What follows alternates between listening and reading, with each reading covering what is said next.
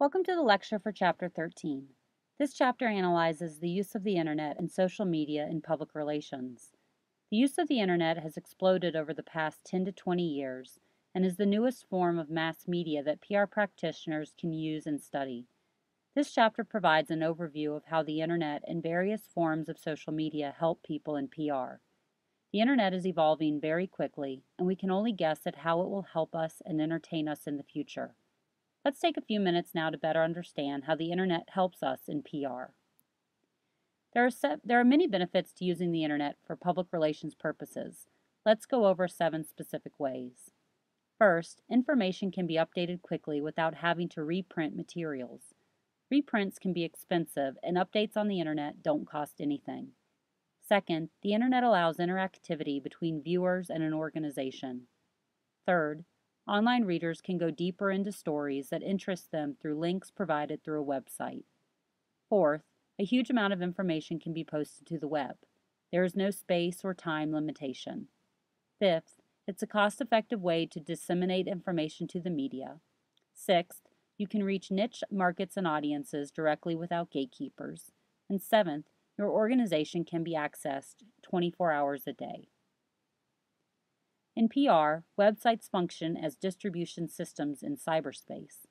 They can provide updated and limitless amounts of information to journalists and can help market products and services and be a place to post news releases, corporate backgrounders, product information, and photos of key executives and plant locations.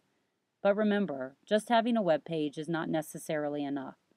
PR professionals need to consider the audience for the web page, along with why people are coming to it and what information they might look for. Focus groups, personal interviews, and surveys can help answer these questions and help companies design user-friendly web pages. The World Wide Web includes tens of billions of web pages. A unique characteristic of web pages is their interactivity and the ability of individuals to have interactions with sometimes impersonal companies.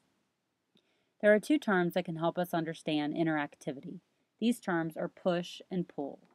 The concept of pull occurs when a user is on the web and he or she actively searches for sites that can answer specific questions. When the user is on a website, he or she pulls information from the various links that are provided. Internet users therefore have the ability to decide what information they want and how deep they want to go into it. The second concept, push, occurs when information is delivered to users without active participation. Traditional mass media, such as radio, television, newspapers, and magazines, illustrate the push concept. One popular way to make a website more interactive is through webcasts. More than 90% of public companies use webcasts. Webcasts can enhance websites and can be used to show any event, live or archived, which involves the transmission of information from a person or organization to a larger audience over the Internet. Whereas the beginning of the Internet was to simply present information to a viewer, the web is quickly changing to become more interactive, even beyond the use of webcasts. The web today has multiple tools for people to talk to each other in real time. Social media includes podcasts, blogs, wikis, Facebook, Twitter, LinkedIn, YouTube, Flickr, Instagram, and Pinterest. Let's begin by looking at podcasts. A podcast is defined as a digital media file or series of media files that are distributed over the Internet using syndication feeds for playback on portable media players and personal computers. Podcasts have several benefits. They are cost-effective, customers can access material 24 hours a day from them, and they can be listened to anywhere. In PR, they can be used to offer news about a company, give in-depth interviews with executives, feature consumer tips, and offer training materials for employees. Tens of millions of people listen to podcasts, and this can be an effective way to create and maintain relationships with publics. If you do create a podcast, you should keep it to less than 15 minutes, use several stories or segments, don't use a script, create an RSS feed, and produce new podcasts on a weekly basis. Beginning in 1998 and known as weblogs, blogs allow individuals to post their commentary and opinions on various topics. Blogs are now recognized by PR professionals as a cost-effective way to reach large numbers of people. There are three different types of blogs PR writers typically use: organizational corporate blogs, employee blogs, and third-party blogs. Organizational blogs, also known as corporate blogs, are blogs usually written by an executive and reflect the voice of an organization. An example is Southwest Airlines' blog named Nuts About Southwest. This blog includes posts from the blog's editorial team, employees, and customers. Employee blogs are blogs that allow employees to talk about projects and address technical or everyday issues. Employee blogs can be a great way to engage workers, but an organization should establish guidelines for participants to avoid liability or proprietary information to be leaked. And another type are third-party blogs. These are blogs written by people outside of an organization, and they must be monitored by an organization. Products or a company can be attacked on blogs, so a company has to conduct environmental scanning to be proactive with potentially negative mentions on blogs that can be reposted by other online outlets. In PR, it is a good idea to establish relationships with relevant and influential bloggers, and it is also important for a company to respond to negative posts to show that you care about customer opinions and value their respect. Wikis are a collection of web pages that anyone has access to provide or modify content. Wikis can be used to have people share first-hand accounts of their experiences with a product or service. In PR, they can be used to keep employees and clients up to date on schedules and plans for the company. Besides these three ways of using the internet, social media is the #1 activity on the web. The increase in social networks has changed public relations in three ways. Social media promotes organizations to listen and utilize two-way communication. Organizations must be transparent and credible as society now expects more authenticity from companies. And also, PR campaigns now utilize social media as a major tactic. Although there are numerous social networking sites, Facebook is the most popular site. Do you have a Facebook page? The average college student does. In 2010, research showed that Facebook had over 500 million users.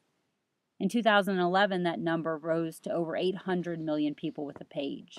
And in 2013, Facebook has more than 1 billion users worldwide, 70% of which are outside the United States.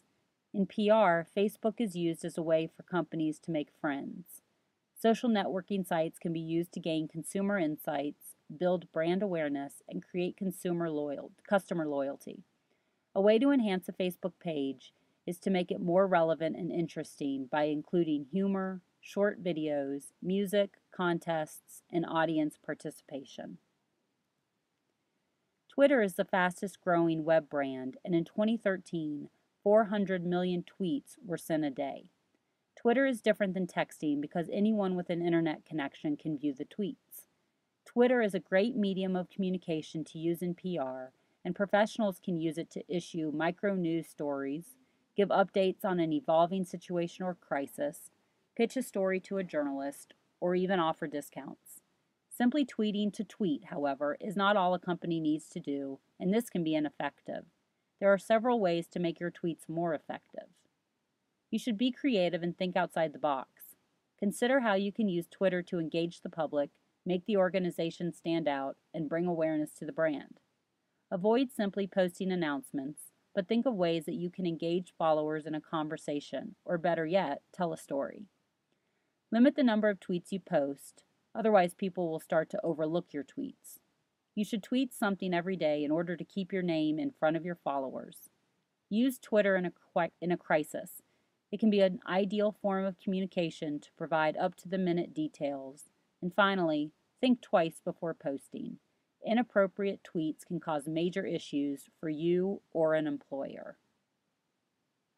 LinkedIn is another social networking site that connects people in professional occupations.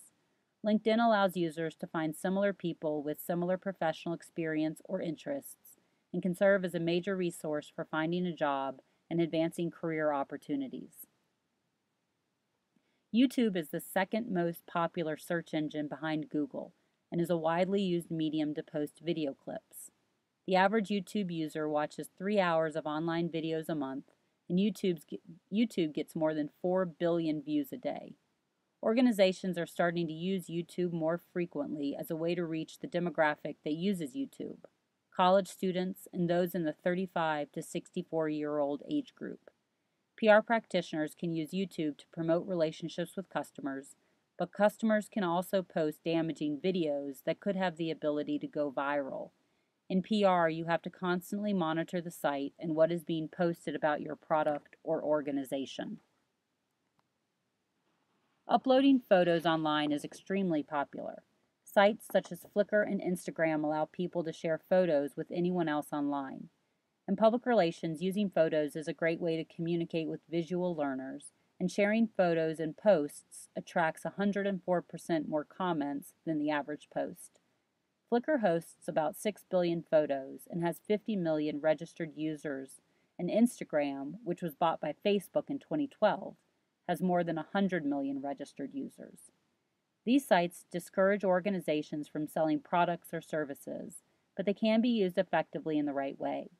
In PR, companies can post photos, videos, and infographics that can be easily accessed by the public. Furthermore, the textbook provides a great example of using Flickr through the example of the Monterey Aquarium that monitors the web and will ask individuals with photos from the aquarium to post them, with the hope that more people will see the photos and be aware of the aquarium and any special events they are hosting. Similar to Flickr and Instagram is Pinterest. Pinterest is a photo sharing site where users can pin photos and items from the internet onto their websites, blogs, and social media profiles. Travel, fashion, and food industries have ample opportunities for visual content, and Pinterest can be an excellent form of social media to use in PR. The increasing use of social media has contributed to the increased use of mobile-enabled content. For many, smartphones and tablets have replaced PCs as the most common device for internet access. In public relations, it is important to craft mobile-friendly content, use apps to reach audiences and provide useful information to publics, and even use quick response codes, or QR codes, to connect mobile users with an organization's website and apps. And finally, don't forget texting. Have you sent or received a text since you started listening to this lecture? The overwhelming majority of cell phone users send text messages on a daily basis. Text can be used to reach employees, customers, and key publics, and are particularly useful for fundraising efforts. This concludes the lecture for Chapter 13 that analyzes the use of the Internet and social media in public relations. The Internet is changing so fast that we are still trying to assess its impact and potential uses. You might have already been familiar with all or many of the items spoken about today. If you already have experience using these, you should be prepared to use them to communicate to publics in the future.